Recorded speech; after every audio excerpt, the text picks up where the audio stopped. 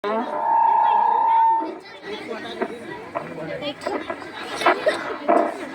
पूरे हिंदुस्तान की तारीख में 2 दिन ऐसा है जिस दिन पूरे हिंदुस्तानी वासियों बड़े ही जोश और खरोश के साथ मनाते हैं, जिनमें से एक 15 अगस्त है और दूसरा 26 जनवरी यानी यौम जमहूरिया है।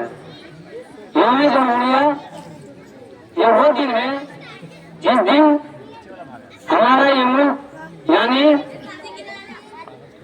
1947 15 अगस्त 1947 को जब ये मुल्क आजाद हुआ, उस वक्त हमारे मुल्क के अंदर कोई ऐसा कानून नहीं था जिसके तहत यह हिंदुस्तान चल सके। तो गोया उस वक्त के दानिशवरों की एक कमेटी तश्कील दी गई और उस कमेटी के जो रहनुमा थे, जिनकी क़यादत में यानी डॉक्टर भीमराव अम्बेडकर की क़यादत में एक कमेटी तश्कील दी गई, जिसके जरिए से एक कानून बना और वो कानून जो नाफिज हुआ वो 26 जनवरी को ही नाफिज हुआ। इसलिए 26 जनवरी यौम जमहूरिया के तौर पर हर साल हम लोग मनाते हैं। तो इसी के तहत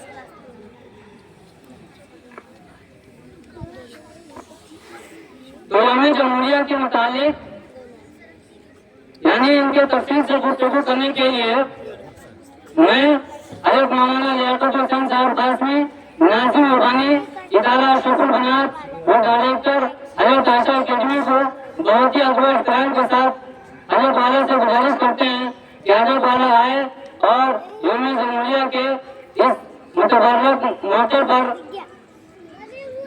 इसके मुतालिक हम लोगों को रोशनास फरमाएं।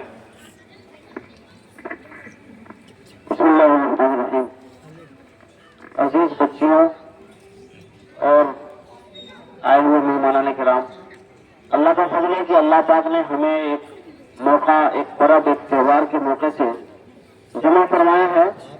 और ये पर्व, त्योहार और ये फंक्शन साल में हम 2 बार मनाते हैं, एक 15 अगस्त और एक 26 जनवरी। इस दोनों के बारे में, दोनों त्योहार के बारे में हमें समझना है कि 15 अगस्त को हम झंडा क्यों फहराते हैं और 26 जनवरी को क्यों फहराते हैं।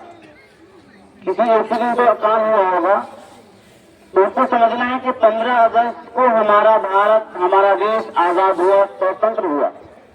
इसलिए हम उस दिन अपने देश की शान तिरंगा झंडा फहराकर हम उस जश्न को मनाते हैं। और 26 जनवरी ये इसलिए मनाते हैं कि इस दिन आजादी के बाद हमारे मुल्क में हर मजहब, हर गुरु के लोग रहते हैं और उनके रहने का अंदाज सबका अलग अलग है और सबका धर्म और सबका मजहब अपने तौर पर अमल करने का हुक्म देता है। तो उस हुक्म को कैसे अमल में लाएं, इसके लिए एक कानून बनाना जरूरी था। इसलिए उसमें बड़े बड़े दानिश्वर, बड़े बड़े उलमा और बड़े बड़े लीडरान जो हिंदुस्तान भारत के थे उस वक्त के, वो जमा हुए और जमा होने के बाद उसमें से एक कमेटी तश्कील हुई। और कमेटी में एक आदमी, 2 आदमी नहीं होता, कमेटी में चंद आदमी होते हैं और चंद आदमी मिलकर एक आदमी को चुना कि उसके कलम से लिखा जाए। और जिसके कलम से लिखा जाए उसी को हम जानते हैं कि बाबा भीमराव अम्बेडकर। उनके कलम से लिखा गया और वही उसके सरपरस्त और लीडर थे। उन्हीं की क़यादत में ये कानून लिखा गया और 2 साल 2.5 साल कानून लिखाया। और उस कानून पर अमल कैसे हो, कब से हो, तो ये आज का दिन है 26 जनवरी। और इसी 26 जनवरी 1950 से हमारा ये कानून बनकर तैयार हुआ और उस दिन से अमल में आने लगा। और आज भी हम इस कानून के रखवाले हैं और इस कानून के महाफिज हैं और इस कानून पर अमल करने वाले हैं। अगर इस कानून में कोई छेड़छाड़ करे, इस कानून में अगर रद्द बदल करे, अगर इस कानून को तोड़ मरोड़ करे या उसके खिलाफ कोई अमल करे तो हमारा गर्दन उस वक्त भी कटा था और आज भी कटेगा इंशाअल्लाह। हम उस वक्त भी इसके खिलाफ आवाज उठाते हैं, अंग्रेजों के खिलाफ। और आज भी अगर कोई अंग्रेज के कदम और अंग्रेज के शाना बशाना को चलना चाहता है तो हम उसको चलने नहीं देंगे। हमारा हिंदुस्तान आजाद था, आजाद है और इंशाअल्लाह आजाद रहेगा।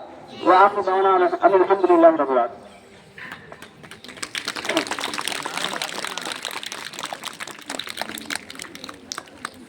नारे तकबीर।